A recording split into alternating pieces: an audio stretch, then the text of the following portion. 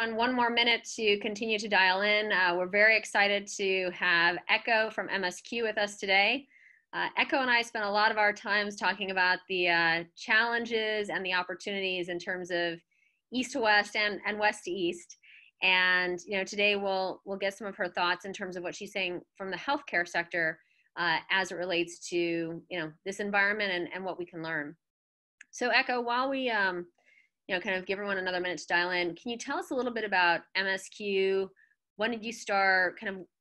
What was the initial idea behind the firm? Oh, sure.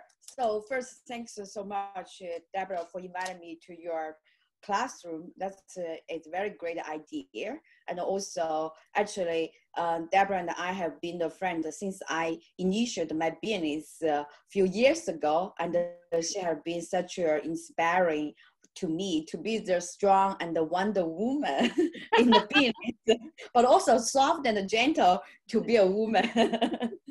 And also beautiful. Oh, you're too kind.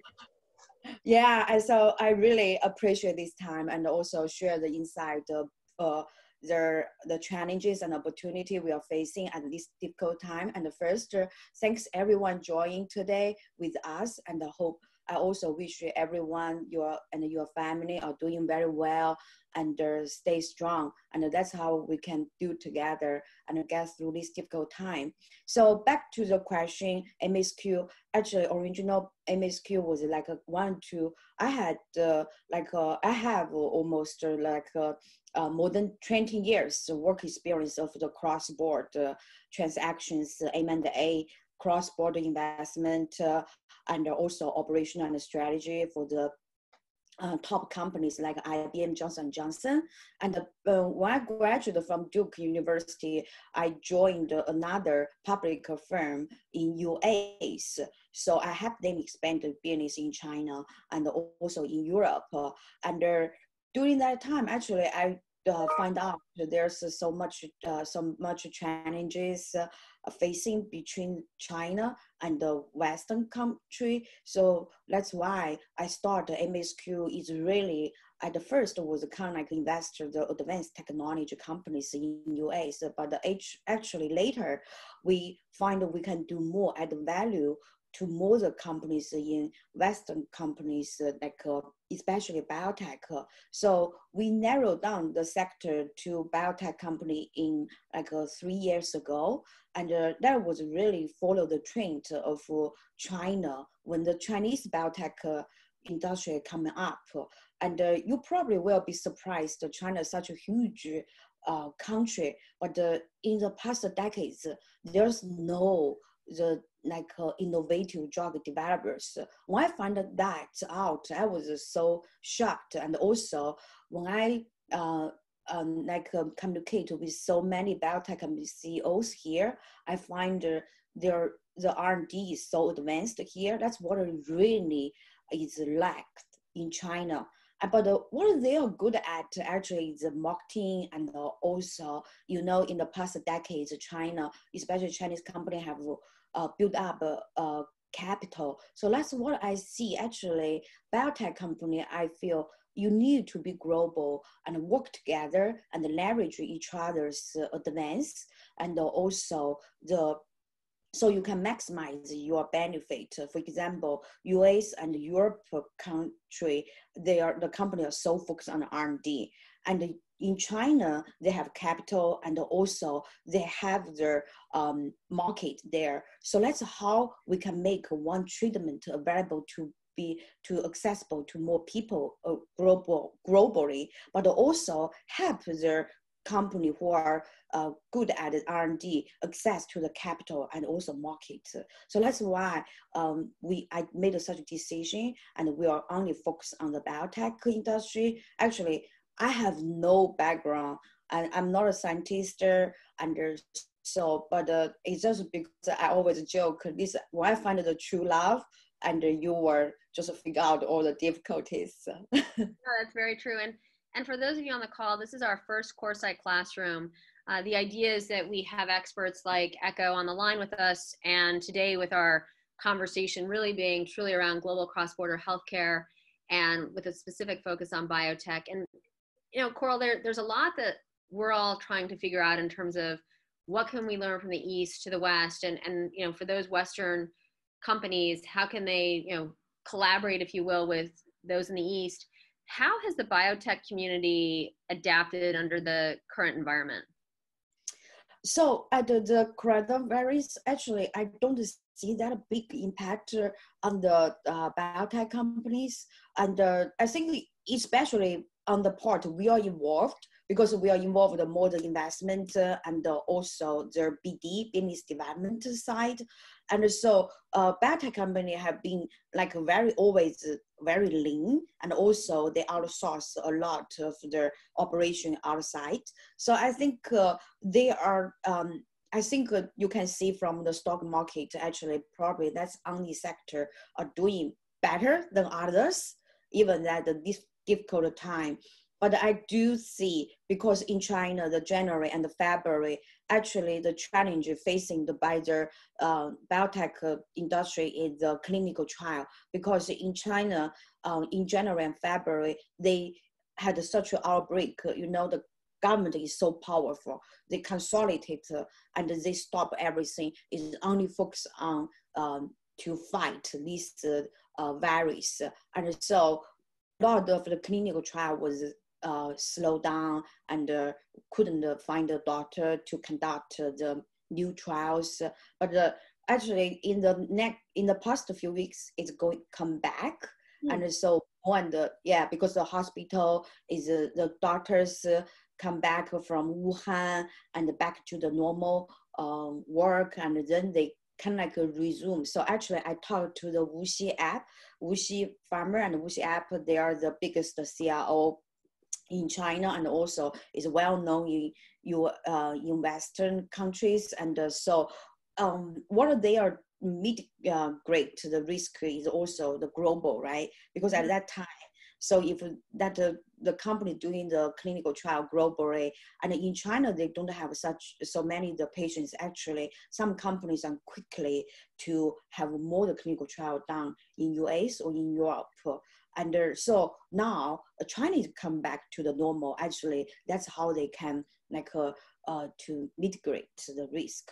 But in general, I see the probably less impact than the retail business, like a restaurant and the retail, right? So that's a field. It's very, very sad about that. I just read the news every day. My favorite, the Chinese restaurant in Chinatown is shut down, and hopefully they will come back soon. So if you think about from a biotech perspective, and, having the hindsight of how these companies, are coming out stronger on the other side as you're seeing them, what are you seeing in terms of cross-border right now? And what are you seeing in terms of, domestic China biotech companies as, they're spending, working together? What kind of collaborations are we seeing? Actually, that's very interesting, because in the past few weeks, since the outbreak of the coronavirus, I started our series for the expert interview of the biotech companies in China, especially in China. The reason, original idea was just want to demonstrate or to share the insight of what's going on in China about the coronavirus, right? And now it's kind of like another way around. But interestingly, is back to February even was very bad in China. And the biotech company, I interviewed the top vaccine company in China, and also the oncology, the new drug developer, the company, the CEO in China. And surprisingly, they told me actually they are getting more requests from Western companies want to collaborate, especially their vaccine company. And he said that they were too busy to screen the projects because there are so many the companies, they wanted to access to the patients. And to develop new drugs, do the clinical trial is very important to have the patients, right? Back to February, there's no patients outside of China. So that's why they received so many the requests. And so they see more the collaboration. As I mentioned before, originally the global biotech company, like a biotech, you need to be global, right? So access to more the patients. But at this point, is from myself perspective and also the industrial challenge. I really, I think we have to work together and speed up the treatment and development. So actually, I see so many of the companies, and so if they're in Europe, so they can have more patients, they can they can have a clinical trial in New York, and also in Wuhan and in Italy, and that can really shorten the clinical trial time.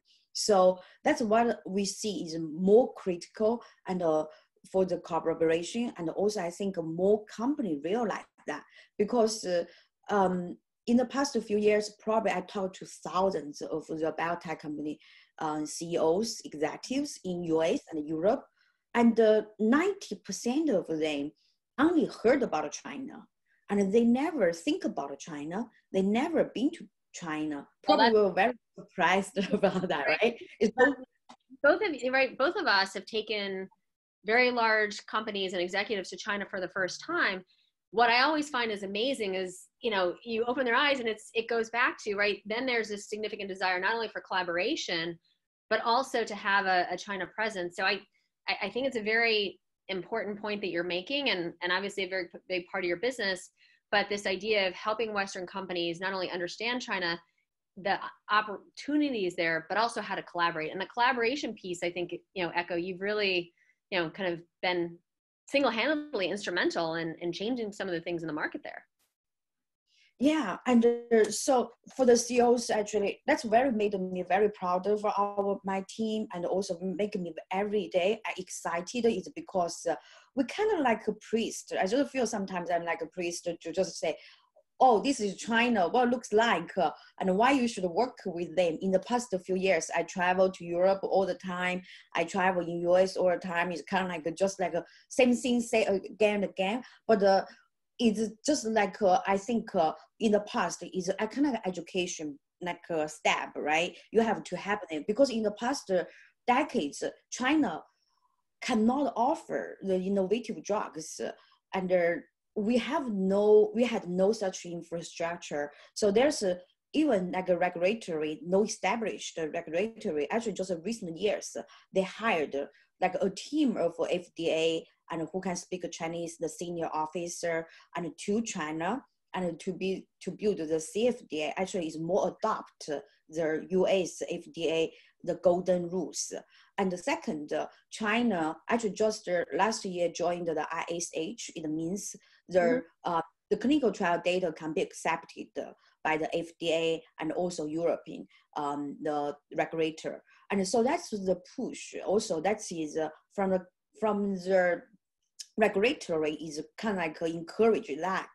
So make more the executives think about China, but again, actually a biotech company, most of them still can get a good funding here, and the government and the private, and so it's complicated because they need to do clinical trial, and so that's why they never think about it. So that's why I feel myself and my team have such the application to promote it, to help them understand it better. So that's why actually we probably talked to like hundreds of CEOs in 1 year, and just share with them like a China market and what's the regulator. So we are very lucky to have the former chief scientist officer of CFDA on our advisory board, and have been very valuable to our clients and also to the Western biotech companies. So can you talk a little bit about, as you and I have talked about everyone's trying to figure out a vaccine for the coronavirus. How are you seeing, companies work together? What are you seeing that's interesting? What's unexpected? And, just kind of where are we with everything? So it's very interesting, actually. Just like when the coronavirus outbreak happened in China, so my research team come list of a company, and then the China government approach us, say, if you know any company and they are willing to work with China, and we have the fast track, and then we can set up like a co-development with a Chinese pharmaceutical company. And then we do have the company, we can see the different, actually the attitude. And I shouldn't mention the name. And so we see the companies are very proactive.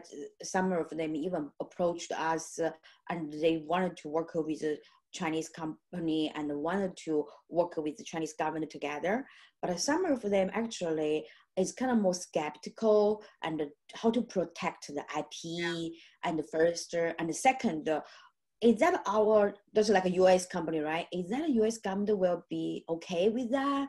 And so you probably read the news like US government, I don't know that's the true news or the news, so you don't know, it's difficult to figure out if it's true or not, right? And the US government tried to buy a European company, and the European companies, I don't want to mention about countries, say that no, you cannot do that. And so for such things, it's just very sad to see that. I think no matter it's buy or like, I just feel like how can we just like forget about who we are, just work on how can we figure out a way, how can we develop a treatment and a vaccine, because it seems no way we can stop it now. We have to accept the fact. Only thing we can win this fight or this war is to have the treatment. So I watched the movie, it's a Pandemic. I'm not so sure you watched that. I think we've all watched it now. Okay, so the feature, the distributor bio, I talked to Jake, the CEO, yesterday, actually. Yeah, and so he told me, I'm so impressed by him and also inspired by him. What he told me, he said, Echo, if you can help us to find a Chinese company, I don't care about the business model. I don't care about but I just want, if anyone have such capability, the heart, to speed up the clinical trial. They are doing the antibody and use the gene therapy to treat coronavirus. And so they were used like for the first patient in April 15 to start the clinical trial. And very impressive is the time. The phase 1 trial can be done in 15 days. That's so amazing. I'm so excited about him. And also we're going to have him on my webinar next week. So if you guys are interested, welcome to join us. Great. That's very interesting. What I've been really interested is we've had outreach from some of the SOEs, right, the state-owned enterprises in China, in terms of, right, if there's products that are needed here in the US, how can, right, so this goes, right, really east to west, but actual physical product. And, we are seeing this idea of, kind of we're all in this together. Let's figure out how to help. And then we're seeing kind of freight forwarders, and we're seeing everyone kind of jump in together. And this is more on the retailer and the product side. How, right, are you seeing kind of outreach? Is it coming at the corporate level, at the government level, at the brand level? We're seeing it specifically from the SOEs. We're seeing it from a lot of the logistics companies in terms of how to get product back and forth. What are you seeing from a healthcare perspective? So for the healthcare, we can talk about the stuff, or actually, in fact, or maybe relate to everyone can think about that face mask. That is so interesting, right? And the protective suits and the medical device is very interesting. In the January and the February, so there are so many foundations in China reach out to me, say, Echo, we need the help to find the face mask outside of China, and we have such a huge shortage. And then we started to looking at it, and actually almost all the face masks made in China, but it's have the available stock here, and we try to ship them back to China. And then that's was not easy, because back to that time is already their flights were limited. So it's kind of like, so it's more like the government, we involve the government, we involve the local government, and involve the big company, shipping company, and work together.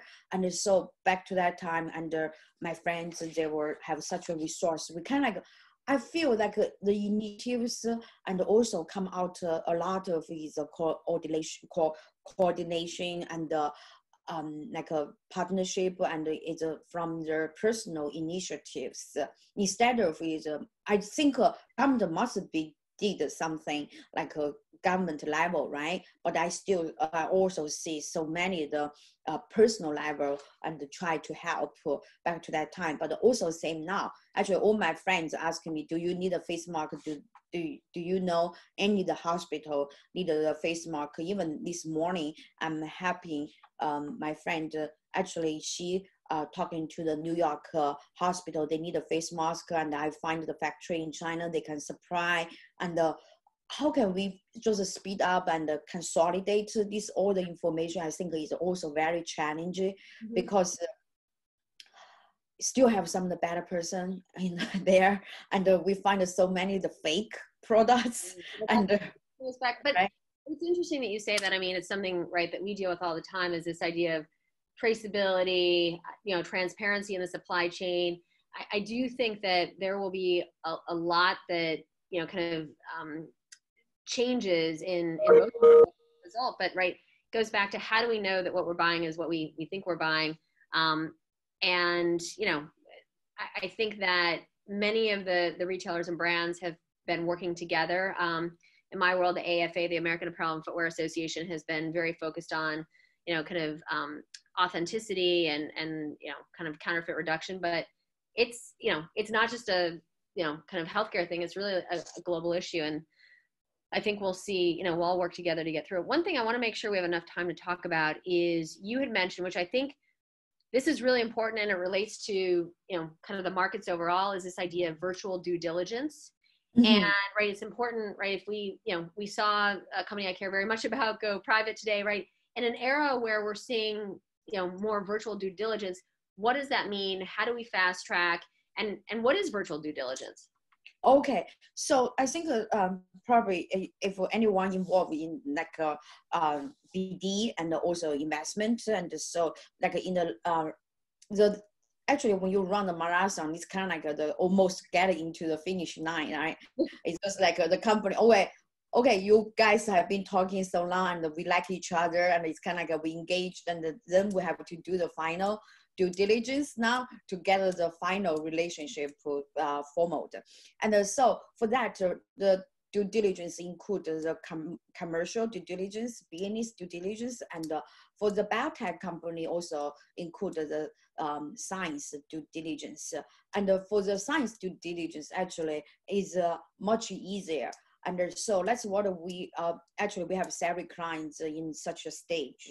And so we were very worried actually normally for the due diligence, the investors from China or the companies in China and also West companies, they want to meet together the whole team, right? Because kind of like is also like to track for the investment, if you are investing in the people, and for the BD actually it's kind of like going to be married, and so you want to figure out, do you like them, and how do they do, and the way they work, everyone. And now because we cannot travel, and so it kind of turned out to be virtual due diligence. And the virtual due diligence, and actually we discussed with China and with the Western company, we are see, and actually both sides are very open to that, and even the Chinese investors open to that, because it's just like we find out actually the video call make people more focused than just sitting in the room actually, right? And because you have to look at the screen and you can see what I'm doing, and if I'm not engaged, you can like realize that quickly. And second, because it's science due diligence, so it's a lot of the analysis done offline. And so if they can have the good document, so that's the kind of like a little bit demanding for the companies who are be due diligence, and so they should have very good document and all the information, and then to be reviewed. And then second is the business due diligence. So let's have the strategy and your business model, your financial model, and also your team. So let's I always encourage my clients actually to have the whole team, like have the on the video call, and make everyone have the opportunity to talk and also not only talk about the business, but also talk about themselves. So it's That's actually really critical because you talk about, right, you're ultimately getting married, right? And if you don't know the person, there is that, and I do think video is great, but still there's that kind of getting to know the person you're going to be with. And that is, that's really critical. And I think we'll continue to evolve in terms of how we do that during this environment right now. Yeah, I think it kind of I just feel like sometimes it's probably the natural world to push us to do this, to spend more time under home and family, and then next travel. And for the business side, actually, probably they already know we can do this. They say that that's to push us. And it seems like if we have such the attitude, right? And if you are more flexible and open-minded, actually, I really see can be doable. And I just feel just like I talk to you now, I feel you are next to me. Yeah, no, that's exactly right. I mean, so do you think that when we kind of get, and I know it's hard sometimes to project that, 6 months from now, when we're on the other side of this, out of the tunnel, whatever you want to call it, do you think that we'll see more virtual due diligence? Do you think that we'll see more kind of cross-border global healthcare? What do you think we see on the other side? So I will see that could definitely have the two direction, right? But I want, in general, I don't think the global cooperation will be slowed down. And I can see some of the executives actually is very personal and personality, more aggressive. Actually, right after this outbreak, and the clients we talked to before, and they come back to us and wanted to do something right away. But and then some of the CEOs or executives will take a slow, want to see what will happen. But just like you say, the challenge is always on the other side is opportunity. And from my perspective, actually this morning and in the past 2 weeks, I have been prepare our companies like a second quarter planning, like we do the OKRs. And first week, to be honest, I was very kind of like, why we do this? I don't know what will happen.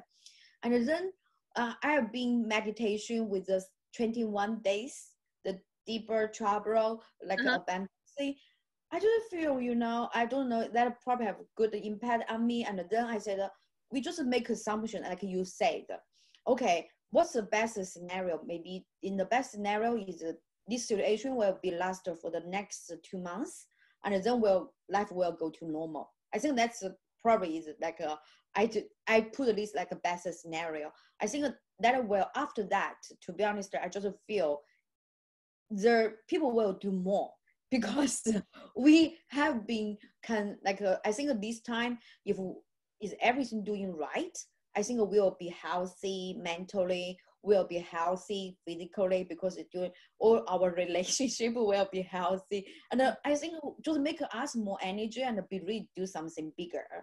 And of course, that will be like a back to normal June, and everyone, I think, especially for the biotech, I will see more the collaboration. And then worst scenario I see is China. It took China 3 months to get back to normal, and it's such a huge country, right? And okay, everyone say that China probably doing good job. Even the Western country maybe not that centralized, and but I see it at least 4 months we should go back to normal life, and then we go back to normal life again. I think everyone will trying to do more and be more creative, right? Because we have been slowed down probably. Yeah. And so that's what I see. Actually, I'm a product person, but I just, from my heart, I just feel this is kind of like a time the natural world give us a break and want us to make us to be a better person. I just feel that way. Yeah. Well, I mean, it's a lot of time to, someone said to me, right, have like daily goals. You're going to reach out to 3 people you hadn't talked to in a while. And I think that not only applies to your personal life, but professional life as well.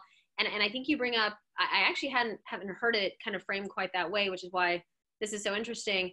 right, we'll probably see a significant surge in business as well, because you've reached out, you found new partners, new ways of working. And I think hopefully we're all a bit more global out of this. I'm going to ask one last question and then wrap it up, because I know we're at time. But right, what are you seeing from Chinese investors? And as as the market there has kind of continued to rebound, how are people thinking from an investor perspective, from your perspective? Actually, because the China was so slow, so we get more chance to talk to them. Actually, they'll be more open. Yeah. And now, yeah, and I've seen the different opportunity. And the first is more the Chinese company, the investors, they move to the secondary market now. And the reason is because of the primary market, some people are not, again, they are not comfortable with the virtual such due diligence, or they don't have such access to the outside of China, right? Mm-hmm. So they not used to it, and this time they convert themselves to be the investor in the secondary market. That's very interesting. Quickly, they think that market is liquid quickly, and but they already have found that they cannot, so they communicate with their LP quickly and pivot the strategy. And the second is the actually I see more the Chinese public company, even the big bank, and come to ask us the opportunity to for the M&A, because what they see is the is unfortunately is the economic recession time now, right? And we had a bigger hurt in the past few weeks, but to the investors, and they see that's an opportunity to do the M&A at a good price and valuable. So that's why that's the two trend we really see from China. But of course, still for the biotech is still the China's investor, is especially I think more now. Also for the government to realize it's very important to have such good infrastructure. So we are I think we really see that will happen in the next, even continue, and there will be more activities. Great. Well, everyone, thank you for joining us for our Coresight Classroom, our inaugural event. And Echo, this was amazing. I learned so much. I'm sure everyone on the line did as well. Thanks, and we look forward to your webinar next week. Okay. Thank you. Thank you for having me. Thanks, everyone. Stay healthy and safe. Have a great weekend. Thank you. Take care. Bye-bye. Bye.